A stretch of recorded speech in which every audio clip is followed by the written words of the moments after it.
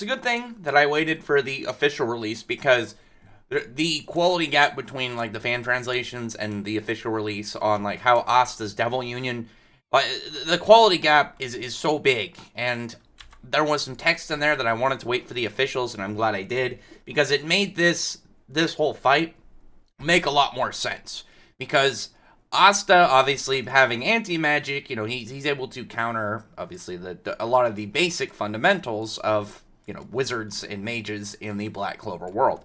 And this chapter, like, it did it in a really balanced way to keep Asta from just, like, being, he's instantly, like, Wizard King level and stuff. Like, granted, he has the potency to cancel out some of the, any of the magic that this demon casts, but he didn't do anything I would fully consider to put him at the same level as people like Lumiere and like Prime Julius. And I'll give it the reason why is the description of how the devils work, these demons work. And actually just noticed like the weird symbol on Asta's chest too has extra lines through it, kind of like his headband mark. I saw like the 5 points and figured it was like 5 leaves, but I didn't notice the extra like little line in them. I actually really like that. But the way that this thing works is it has like essentially like a mana skin, but instead of it just being like a barrier, it's like a disruption field. So I would assume you wouldn't be able to hurt this thing with magic unless you could have potent enough magic to just bypass the field. So like if you were just stronger than this thing, then you could still hit it, but then that would come down to also like you have to use a certain amount of mana just to hit it in the first place. Whereas Asta can just, go through that because he's not using magic. And it would come down at that point just to his physical strength and speed. And these demons, it makes sense of why Asta would be able to do this. Because it's similar to, like, when we saw Asta versus Libe, it was, okay, you have a really strong power, but, Libe had no technique and no skill. And, he was just attacking, brute force. That it's essentially that, but to a much bigger degree, which I genuinely really liked, because if, say, Asta was against this thing and it was, intelligent, and, it had the intelligence of a person with the amount of mana it has, it'd probably be able to do some crazy magic, or some other, things to, just to, fight Asta. Say he, would use physical force just to make, shockwaves, just to, maybe, mess up Asta's trajectory. Because, even if, say, it casted, a spell and then did, a big blast, Asta should be able to, I would assume, go, at least nullify it to an extent, even in the idea of, it's, the explosion from the magic that's hitting him. Whereas, if this thing just, clapped, just slammed its hands together and did, a thunderclap, it's just physical force, I would assume it would still affect Asta, just because, obviously, at that point, it's just raw physical, pressure that's hitting him. But at the same time, it wouldn't be a full Asta's defeated. But I would assume that it could do something to him, even if it's just push him back a little and when he's charging, stuff like that. I would figure this demon would actually be putting up a better fight. But they're just mindless. They're just mindless. And Asta, going up against him, he's already counteracted the basic thing that makes these demons very, dangerous to deal with in the first place. So, him chopping it up, just kind of slicing it, I actually was okay with that. Because if it was just Asta automatically is, stronger than, all these other Wizard King level people, when we saw Lumiere go up against Licht, and granted, I don't think anybody would make the argument that this demon is as powerful as Demon Licht, because not only was it, Licht himself was an exceptional being. He was an elf that was exceptional for elves, and he had the magic stones on top of it, so unless we had somebody outright say that this demon was stronger, if a character that was credible showed up and stated that somehow this demon was stronger than the Licht demon, I would still say, I don't know if I believe that. That sounds like somebody is just bullshitting. But for now, I think it made a lot more sense. And it reminds me of how, similar, when you think back to early Black Clover, someone like Heath, when he was more powerful than people Asta's level, but Asta, with anti-magic, and then being able to get around, those general, the general, advantages that he would have against a normal person, but they weren't prepared for anti-magic, it reminds me of something like that. because Asta is strong here. He is doing work, but the big thing that obviously separates him from any of these other characters while they're doing stuff would be the fact that he has, he's got the anti-magic going through his, his body and his weapon. So that whole first defense that this demon has is gone. And it's not like imagine if it was an ability and then it's like, oh, you bypass this ability, well, I'll have to do something else. Like, they're mindless, so it doesn't do anything like that. Like, its barrier is passive. Like, that magic kind of layering that on its body that just erases other people's spells. It's not doing that willingly. It's just there. So, getting past that, and it's not going to, like, try and think of anything new to counteract Asta. It's not going to do anything to really fix itself, like to adjust its plan. It's just going to keep doing what it's doing, which is just mindless brute force attacking. And it doesn't even seem like worried the fact that Asta started cutting it up. Like, that's one of the bigger things. Because I assume with this chapter, like them saying that, Asta is going to now go to the Spade Kingdom, that this thing is defeated. It's not like, well, maybe it's, going to regenerate or something. The fact that there was no like, oh no, from the demon, like, as it was getting chopped up, that just shows that it is mindless. It has no real worry about its own self. It's just going to keep attacking. There's no idea in its head of how to fight back after, going against someone like Asta. It's just like, well, I guess I'll just try and grab him with a different arm. And it's just working on instinct. So this really is Asta versus Libe to a greater degree, because it's just, hey, I have a Hax, and then that's it. I have nothing else that I'm really going about, because that was obviously the big thing about Libe versus Asta, and we've seen characters in Black Clover that have had a Hax magic, like really broken abilities, but they're when you get to the extent of anybody relevant, like anybody who has Hax and is just beaten like this, they're measuring stick characters, but anyone that's even remotely relevant or remotely going to like stick around for more than like whatever 5 panels they are introduced in with their magic, they are smart with it. They know how to use it in an intelligent way. Like look at somebody like Julius is a high end example, but when you look at like Julius and all the ideas that he came up with and how to use his time magic, or even like going down to like lesser experienced younger people, someone like Langris. And Langris's general just kind of, spatial attacks, him having those, like, little spatial orbs, and then coming, and, like, him, not coming up with it, but him working his way to have that ultimate defense where he's just got kind of, like, spatial magic around him all the time so he can, erase certain spells that come his way. Like, there's a huge gap between a character who is just Hax that just relies on it. And we saw that with Libe, and to a greater degree, this demon, because it had nothing, and it had nothing outside of, as described, its magic, like, disruption just layer around it, and brute force, like, raw attacks. So, if you are able to counteract those two things, then you got it. Like, if I assume that anyone, like, powerful and arcane, like, we see there's a part with its arm.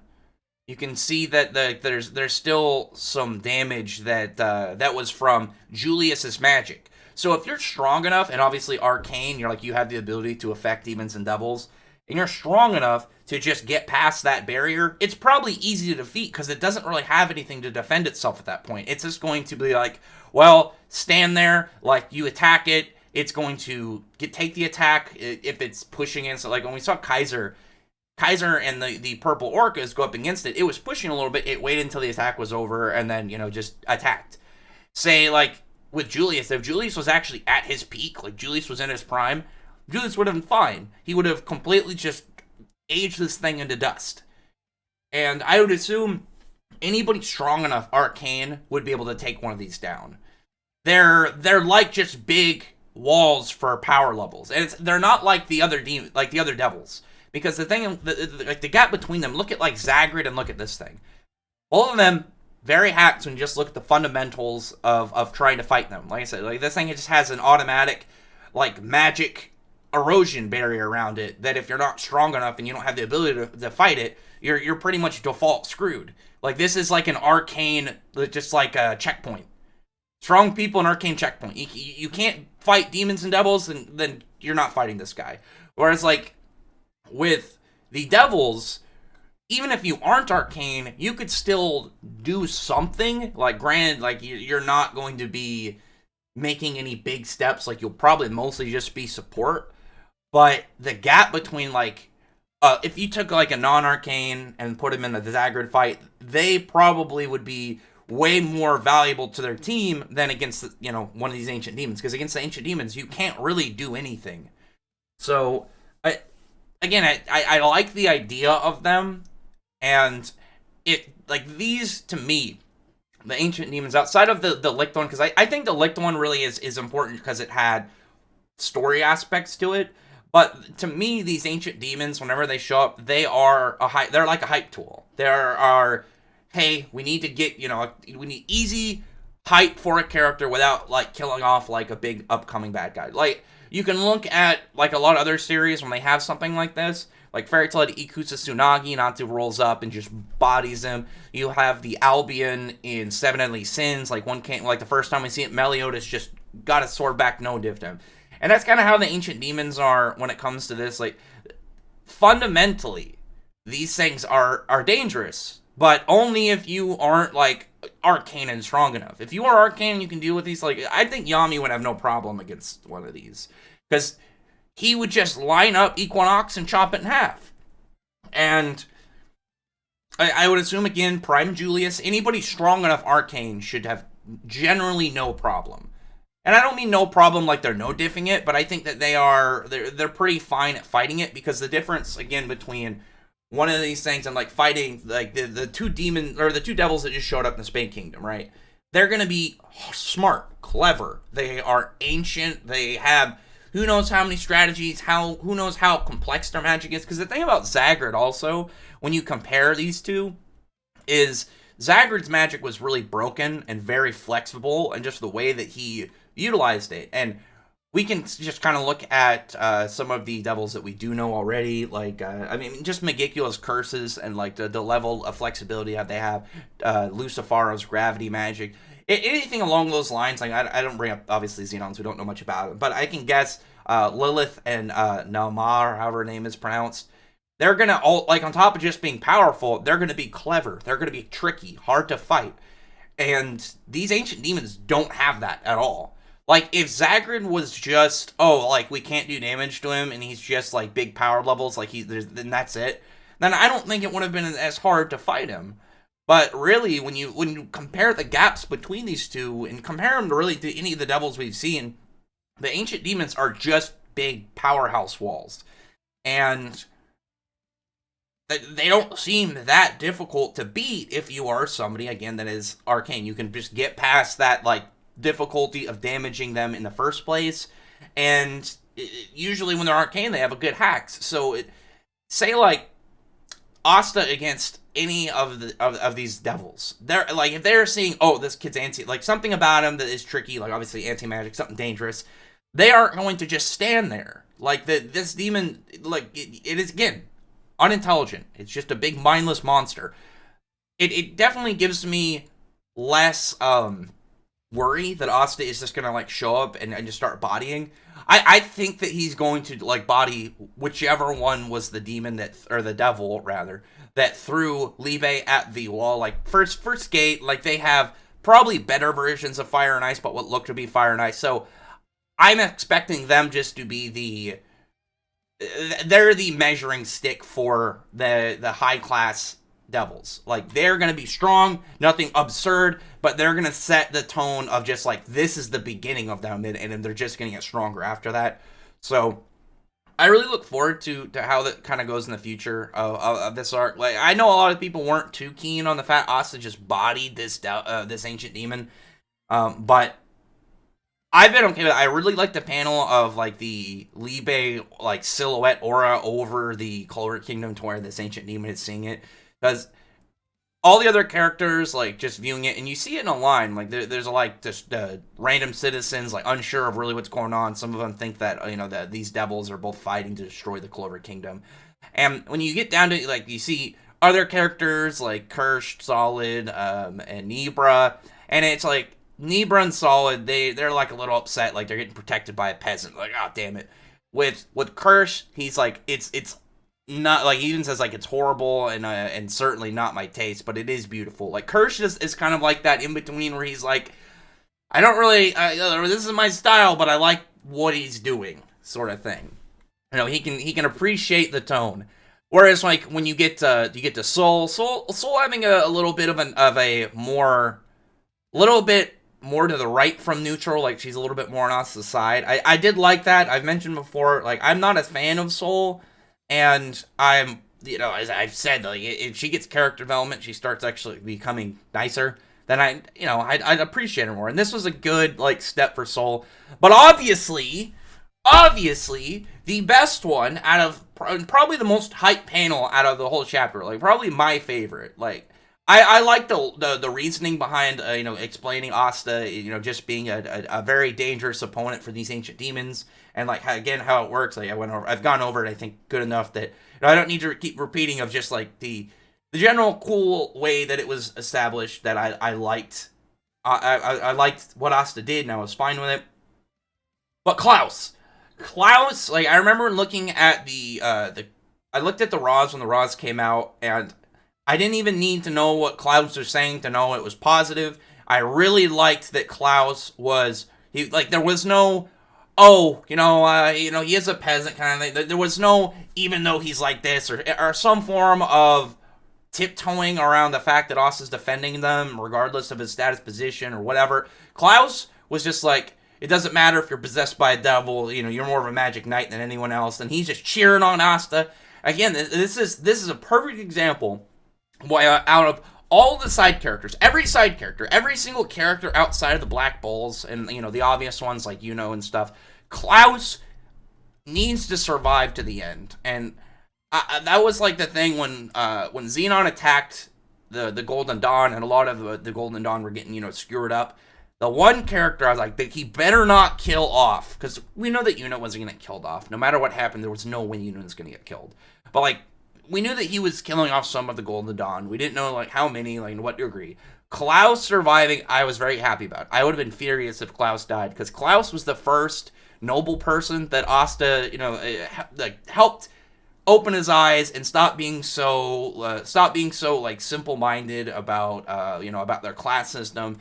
And Klaus, and like not only did it change his view, it helped Klaus grow as a person, both as individually and as a magic knight, because we know that he's been training, he's been training his body, getting physically stronger, on top of upgrading his magic. So he is going to end up being like a proper battle mage. Like he's going to end up being someone closer to Yami, like where even though he is like powerful in magic, he also has a sturdy and strong body. Because that's obviously one of the big things when it comes to more casters. Like when you have like very powerful casters, they have mana skin, so ups their defense and their stats and stuff. But having that baseline strong body is just going to improve everything across the board. And then if you run into like a point where maybe if he ran into a point where somebody could do something maybe to bypass mana skin or whatever their hacks is, and if it hits Klaus, if Klaus is his body is because of training physically strong enough to take it, even though somebody's got like some cheat way to bypass mana skin or something, it'd be like, it's a good thing that he's been working so hard, and that he's like this because of story reasons. He's just not like just decided one day to get physically strong, and it's like, well, it's a good thing he did. Like, no, we have the story reason and we have character development of why he's gone in this direction. So I was very hyped about Klaus. I really like Klaus. He's probably one of my favorite side characters, and it's weird because like he's one of the ones that isn't like low-key like hype in some degree. Like Klaus doesn't have anything crazy about his magic potential. Like his is mostly his character stuff, and like I mentioned, like the first noble person that Asta converted. I'm really happy about that.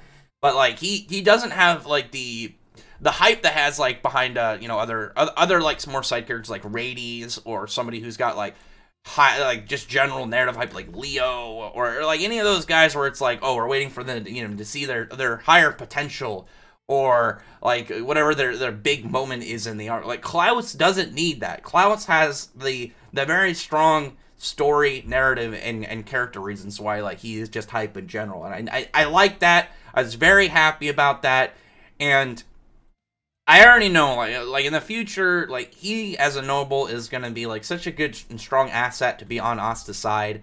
Like if by the end of this arc, we get like some form of conversation between like all the nobles and the royals and stuff, and they're trying to figure out what to do. And you have someone like Klaus, so he is, younger. He's not going to hold a lot of power. He's still going to be a noble that, I would assume they would at least hear the voice of.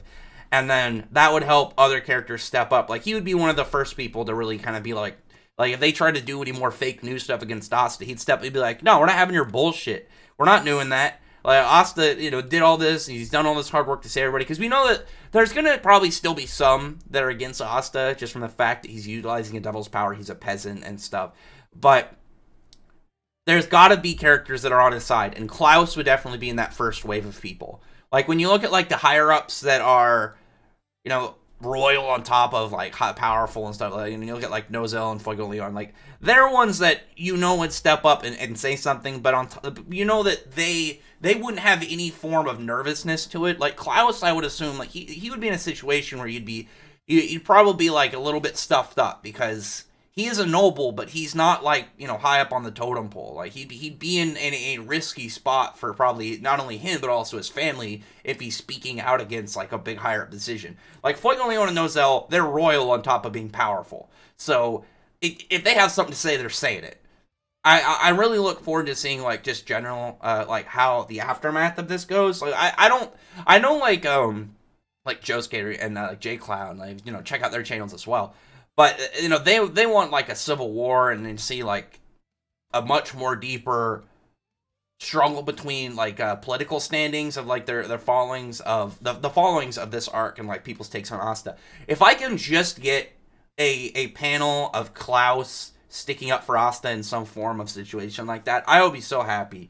Like, Klaus needs to make it at the end. I like that I've talked more about Klaus, probably, to a degree, in this review, rather than, like I get the Asta hype stuff. Like, this was all really cool. I actually really like Asta's form in this setup, because one thing that people have mentioned is, like, that he looks skinnier, like, but he's merged with Liu Bei, and Liu Bei is scrawny as hell. So, like, it's them meeting in the middle ground and having, these condensed muscles, I think is fine. So, I really liked this chapter a lot more when I read the officials. And obviously, like I said, very happy about what's going on with Klaus. Very hyped to see, like, his general presence in the chapter and stuff. And the way that the demon's powers and kind of hacks and advantages over people was good. Like, I mean, all you have to do is bypass that, and you got it. And it also helps build a little bit more hype for, like, Lumiere and someone like Prime Julius, because you would have to get past just that magical amount of mana, like, it has. Like, there would be, like, a foothold for it. Like, you have to meet a certain standard, and then on top, I would imagine, be arcade on top of that in order to do anything. Whereas, like, Asta doesn't have to, like, Asta is arcane, but, like, anti-magic in general, like, Asta wouldn't have to do with any of that. It would just come down to, like, his physical strength and speed. And I mean, like, this thing is a big mindless dummy, so, like, he doesn't have anything to worry about this. He is, like, a perfect predator for this guy. But anyway, other than that, though, like, it's such a big, it's one of those times where Asta counters, like, a lot of people, like, just in the fundamental basics of his power, but there are people that he counters way more. Someone like Kaiser or Ladros, where they literally, their magic has no application against Asta, like, at all. It's not like, you put, like, someone like Nozel or someone versus Asta. Asta still has anti-magic, obviously anti-magic, versus magic. But there's still, like, the possibility that, like, Nozel's still doing stuff. Like, Nozel's still fast. Like, his magic is still dangerous. He's got Mercury, so he can still poison Asta and stuff and still cut him and do damage. But, like, there's a fighting back, like, position there. Whereas, like, against, like, Ladros or, Kaisers, they can't do anything. It's Asta, and again, like, it's way closer to, like, their fight against their fight against Asta for this ancient demon versus, like, where I would put, like, a really powerful character that can still do something is, like, the comparison of Asta versus, like, a devil. So anyway, other than that, though, comment below, tell me your thoughts are about this chapter, and I'm looking forward to the next couple. I really want to see Asta, head over the Spade. I want to see his reaction to this, these first demons, or these first devils, rather, before anyone jumps on me, because I call them demon and devil, and vice versa, whatever.